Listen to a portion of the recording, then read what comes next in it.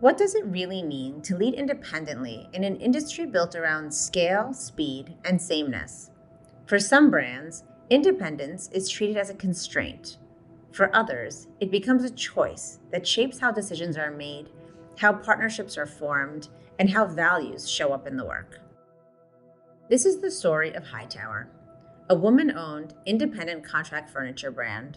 Since 2003, it has grown by challenging long-standing industry assumptions, investing deeply in people and place, and treating sustainability and design as interconnected systems. Hightower proves that focus and conviction can be powerful advantages.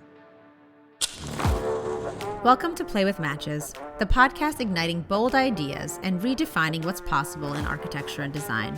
I'm your host, Tiffany Raffi, CEO of UpSpring, a strategic PR and marketing partner to brands across the built environment. Each episode, I'll interview the disruptors sparking change at the intersection of creativity and business. Today, we're joined by Natalie Hartkopf, co-owner and chair of Hightower. In a crowded market, Natalie brings a clear perspective on how purpose and curiosity can shape not just better products, but stronger businesses. Let's start at the beginning. I grew up in the furniture industry. I grew up in North Carolina. My dad was in the industry for a very long time. And so it was always around me. And it was actually his idea to start Hightower. And I joined when I was in college. It wasn't necessarily something that I would have chosen myself, but I'm really grateful for the opportunity to join the company right at the beginning and have seen it grown since, 2003. At the very beginning with Hightower, I was in New York and doing outside sales, and I was just very much thrown into the industry and did all the roles in the company. That helped me see from the ground up how a furniture company is run, how it needs to start, doing sales, doing project management, receiving customer orders, all the things. And it helped me think about what could we do differently and what our furniture company could look like. What's striking here is that none of these choices were abstract. They came from being close enough to the work to see where the industry defaulted and where curiosity could open up a different way forward. I think it really has come down to the people that we have met along the way who have decided to join Hightower. We met some people from outside the industry, and they brought in the fresh perspective and didn't really know what the traditional way was within a furniture manufacturer. They were able to contribute ideas from other industries and other companies. When we did start to manufacture our own products, we knew we wanted it to be in High Point. We could have definitely done it somewhere else. We could have done it somewhere cheaper, but High Point has a rich history in furniture manufacturing, mostly on the residential side, but definitely a history in commercial office furniture. I grew up in Greensboro and Winston-Salem and visited factories that were in High Point, and actually a lot of the people that work with us today worked in those offices that I visited years ago. And so we've just been a part of that community for a really long time. Building in High Point and betting on people outside the industry anchored Hightower's values in something real. From there, defining a point of view meant more than how the furniture looked. One of our values at Hightower is actually be curious. And that is centered in staying inspired, looking outside of our industry, asking questions and challenging our own ideas. And I think that's essential for innovation. But moving fast and staying innovative and trying to think about what the next thing is going to be is not easy. We've not always succeeded at it. Our team has evolved, our team has changed, right? It's okay that there's a natural evolution of how our company evolves over the years. We started as a Scandinavian furniture importer because we saw them embracing and prioritizing natural materials, wellness in the workplace. That's still a very important part of who we are, but we've evolved and we've embraced domestic manufacturing and our own style. And I think that's just really important for maintaining a unique identity. There are a lot of different companies in the industry. There are a lot of similar products and trends. The way that we can be the most unique is just being true to who we are and what we find the most exciting, what we find the most interesting, because there's only one me leading a company. And so if I can be true to myself, then we can be as unique as possible. Hightower is a house of brands. So we work with multiple different brands. Hightower Studio is our own in-house brand. Overall, I would say that Hightower is known for approachable high design. We want it to be really well designed. You can sit on it. You want to go experience the furniture. It doesn't feel too fancy or too much like art. And then we've always been a brand that's focused on on those informal meeting spaces and that collaboration element. So collaboration furniture, approachable, playful, I think that to me is the balance we try to strike. A point of view only carries weight when it's tested beyond your own walls, through collaboration with designers who think as deeply about materials, process, and purpose as you do about form. When we look for design partners, we want them to have a clear perspective and a clear understanding of how a product will be made, what materials they want to use and why. Beyond aesthetics, I think you have to be clear on what problem you're trying to solve, where the need is.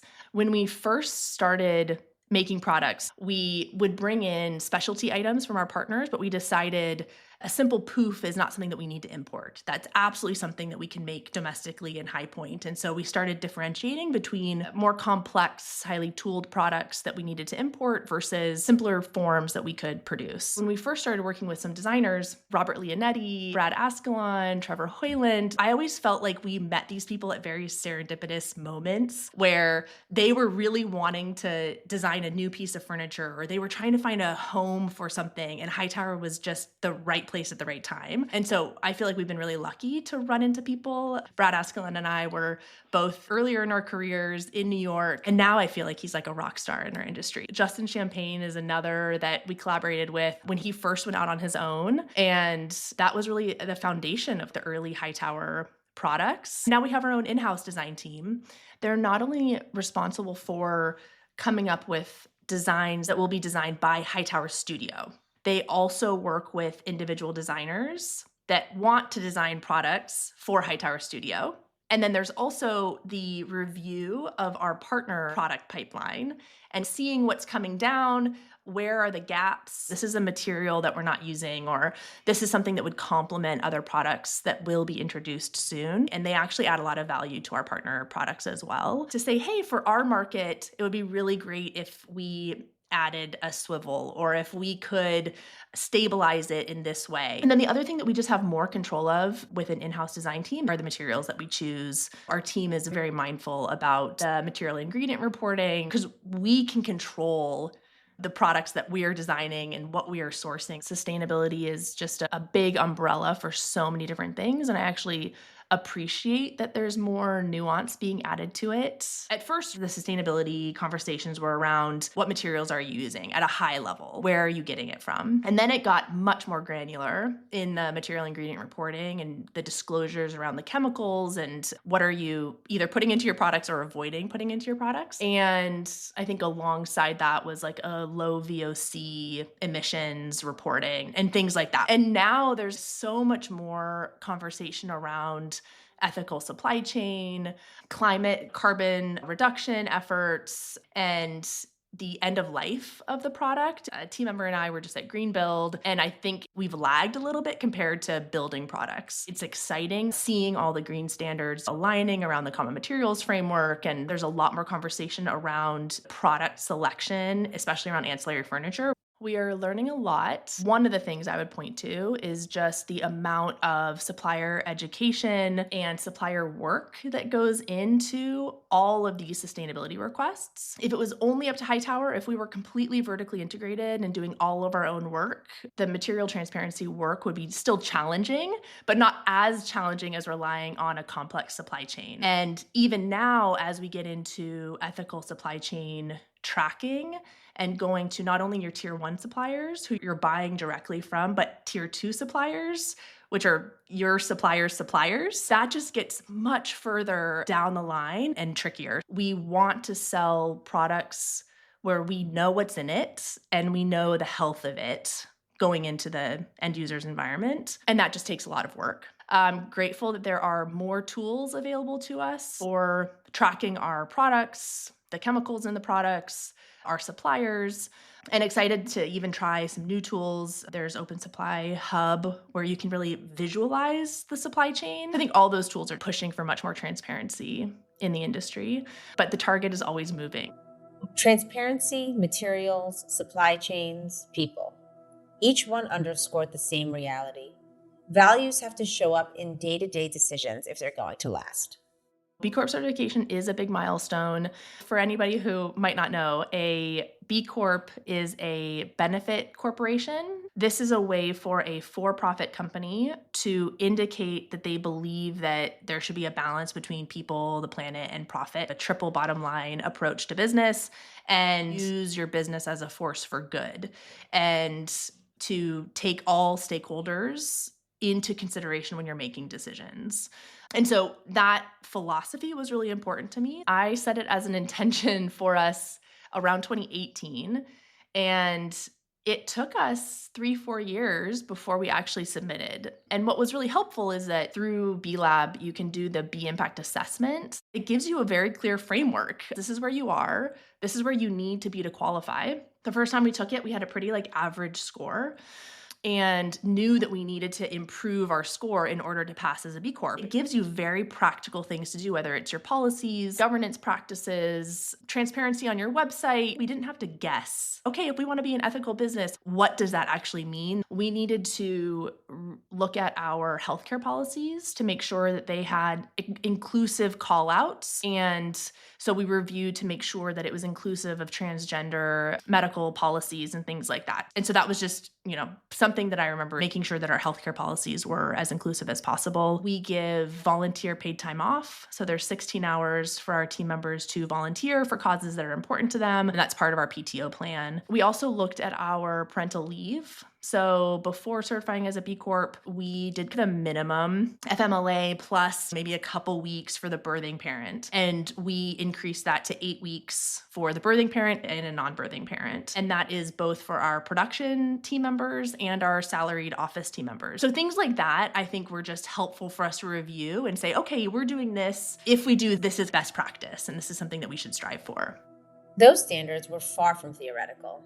For Natalie and her team, they showed up in how the company chose to invest in its people. I've always been fairly people oriented and maybe a little bit cynical about traditional capitalism and just how inequitable it can be.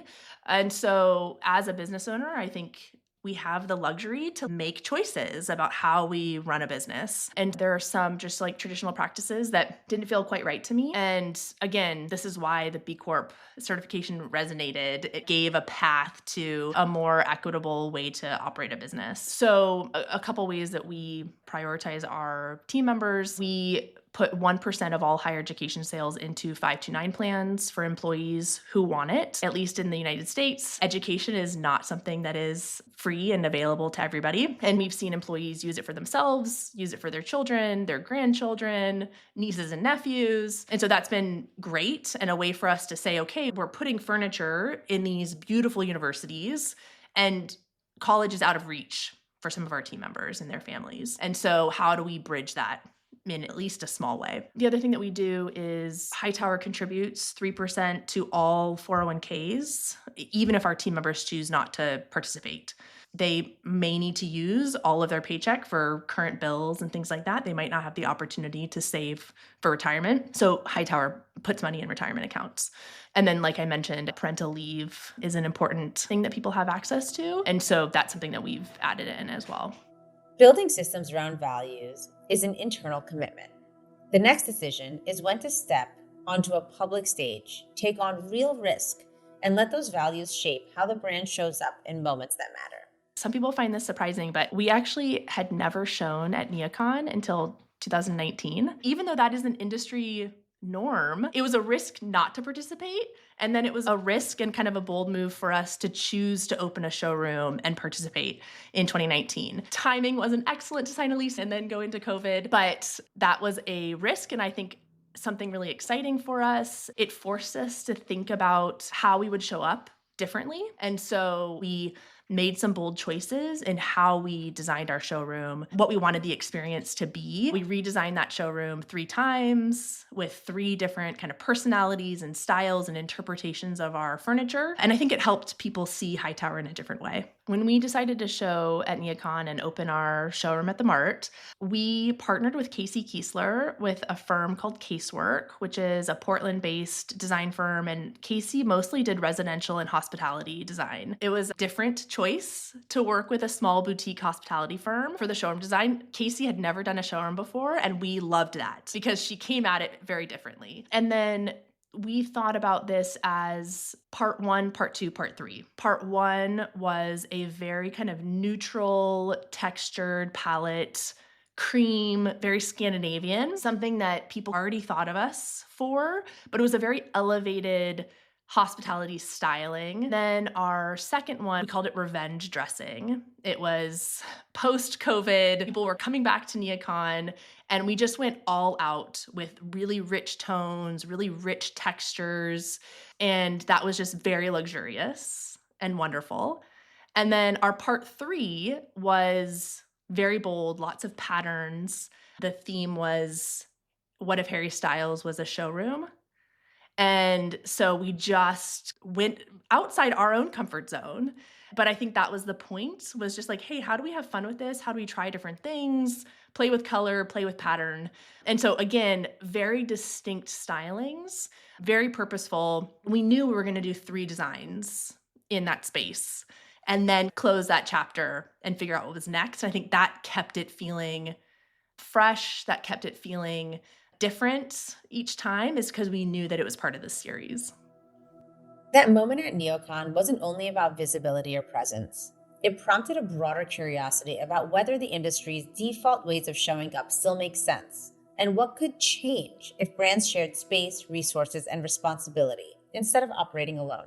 There's actually something we've been testing a little bit with our Nomad collab space with Heartwork in New York and a couple other brands. Nomad collab was a concept with Karen, who leads Heartwork, and she had a beautiful showroom and was trying to think about, what do I do with this space? Do I keep it? Do I move somewhere else? We didn't have a dedicated showroom in New York at the time. And I had been talking with her and said, our furniture looks great with your storage solutions. And what if we put some furniture in there? Then we started talking about the other products in her space, glass boards, wall coverings, lighting, all these products that really bring the space to life. She thought about bringing in other brands into her showroom space. All of our reps can use the space. We can co-host events together. And so we did a 1-year experiment as Nomad Collab. It was a really good test for us to see, how does it work collaborating with other brands? I think there's such an opportunity for smaller brands to come together and promote complementary products. We're all taking on these costs for trade shows and entertaining customers and sending our products different places and hosting events.